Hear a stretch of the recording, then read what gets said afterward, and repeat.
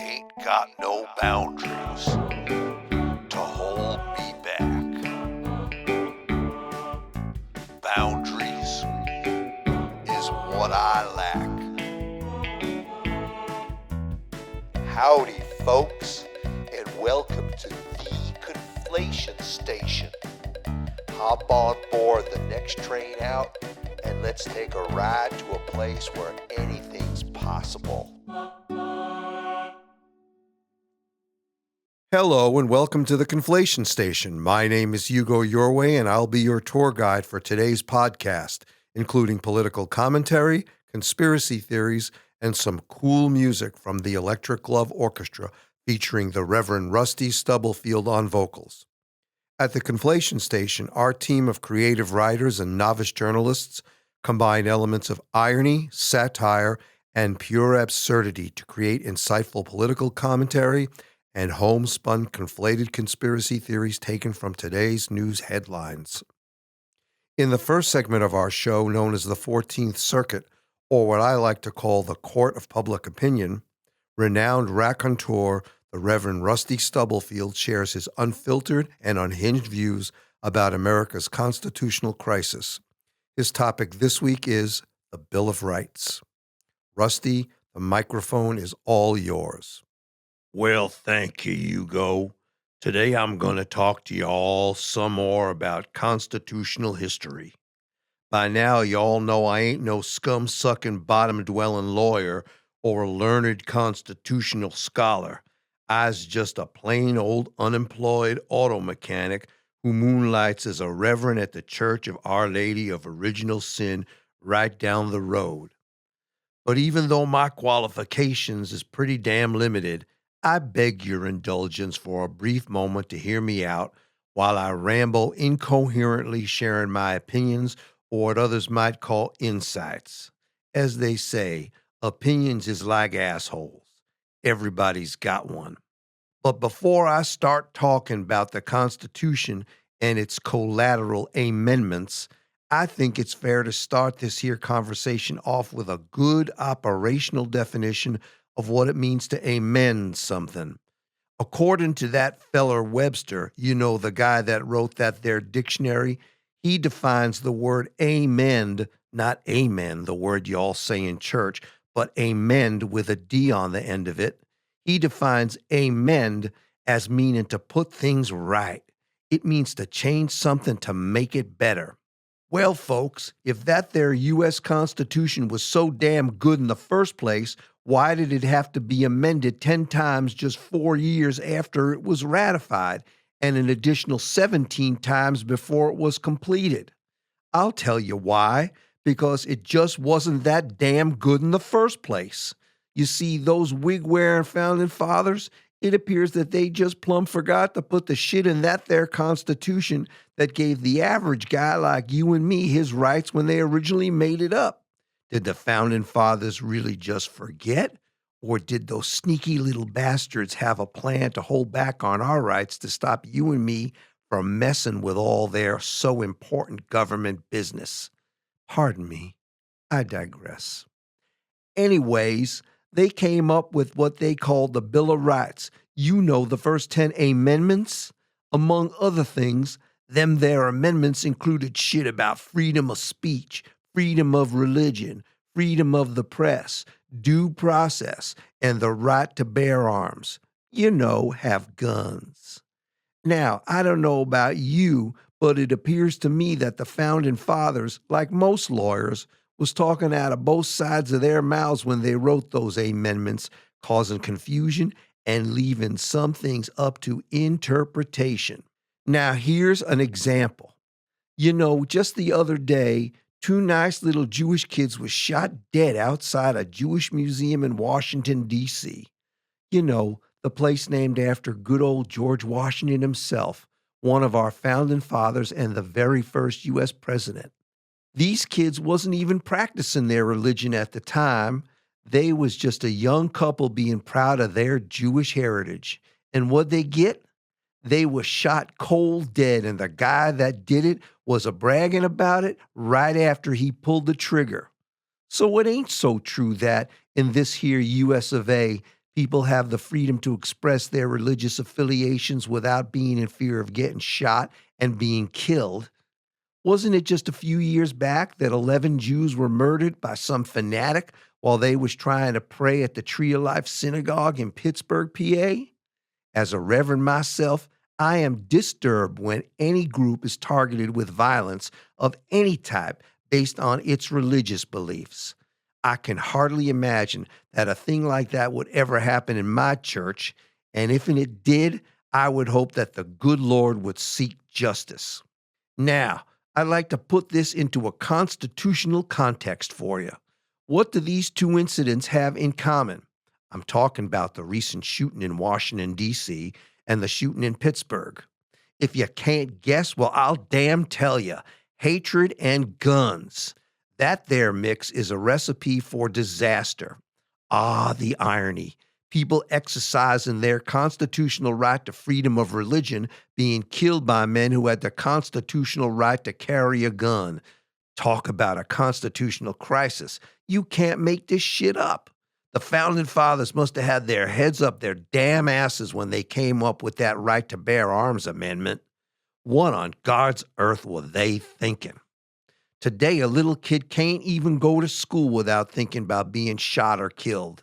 And a man just doing his job has to wear a bulletproof vest on his way into the office.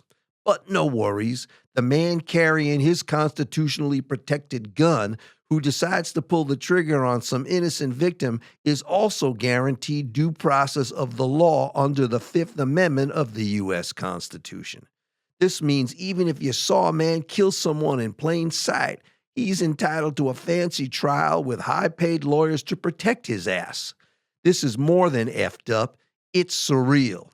Now, as I say each week, if you and me put our pretty little heads together, we still may be able to figure out how to protect people's rights while at the same time using some good old common sense so that we can do what is right. Thank y'all for listening.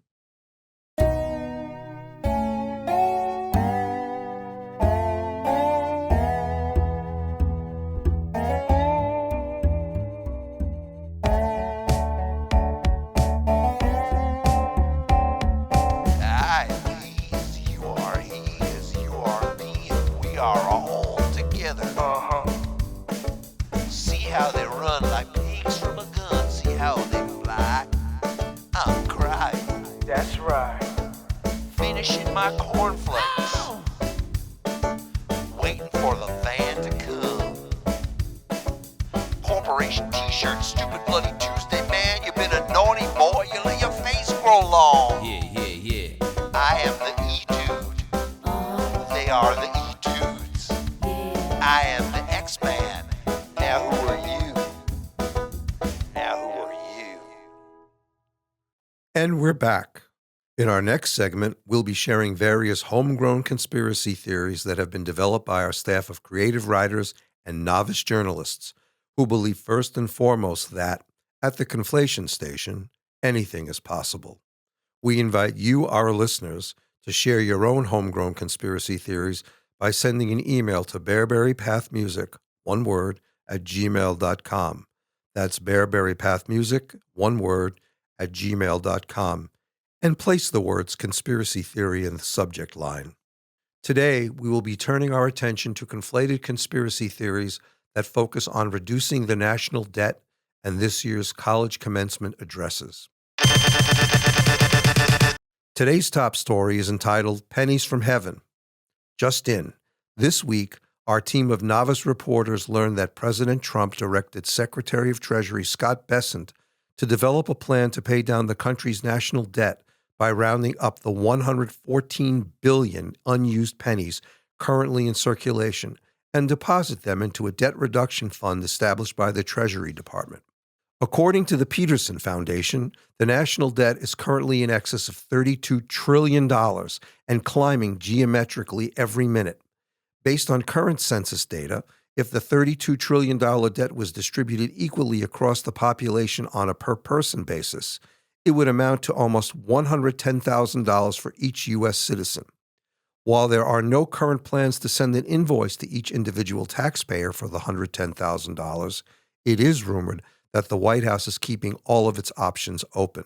Secretary Bessent said, and I quote, "If each of our fellow Americans could crack open their piggy banks, open up their penny jars, and search their pants pockets, he thinks that a solution to the debt crisis is imminent." Bessent also said that the plan couldn't be more simple. If every man, woman, and child could harvest just 3 of their unused pennies per year, that would result in $3.4 million of additional revenue that could be applied to reducing the national debt. He said, "Just do the math. If we start the collection process today, America will be debt-free in just a few years. The more pennies we collect, the sooner we can have our debt paid off." Secretary Bessent suggested that if people find it inconvenient to bring their pennies and deposit them at a collection center, they can just write a check to the Treasury Department in any amount they please. Bessent added that the Treasury Department would also accept blank checks as long as they were signed. Working in tandem with Treasury Secretary Bessent, Secretary of Defense Pete Hegseth said he will deploy members of the National Guard to shopping malls and grocery stores across the country to collect unused pennies throughout the year. These service members will be known as the Debt Collection Army and will stand outside locations such as Walmart dressed in red, white, and blue khakis, gleefully ringing handbells and singing "God Bless America." Hegseth said doing so will not only help the soldiers defray the cost of their own salaries, but is also a way for the military to spread much-needed joy during the Christmas season. When asked for a comment on this topic, White House Press Secretary Caroline Leavitt told our novice reporters that President Trump has been very clear about his position on pennies. He stands squarely behind his mandate to reduce taxes and increase revenue. If he has to do it one penny at a time, he'll get it done. In an unrelated story, House Minority Leader Hakeem Jeffries, speaking at a March of Dimes rally, said, and I quote, "If we want to eliminate waste, fraud, and abuse, then it's time to get rid of Speaker of the House Mike Johnson, Vice President J.D. Vance, and President Trump himself."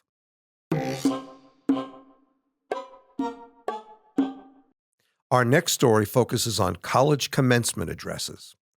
Breaking with tradition, this past week, in a highly symbolic gesture, the world's most famous puppet, Kermit the Frog, delivered the commencement address to the graduating class at the University of Maryland.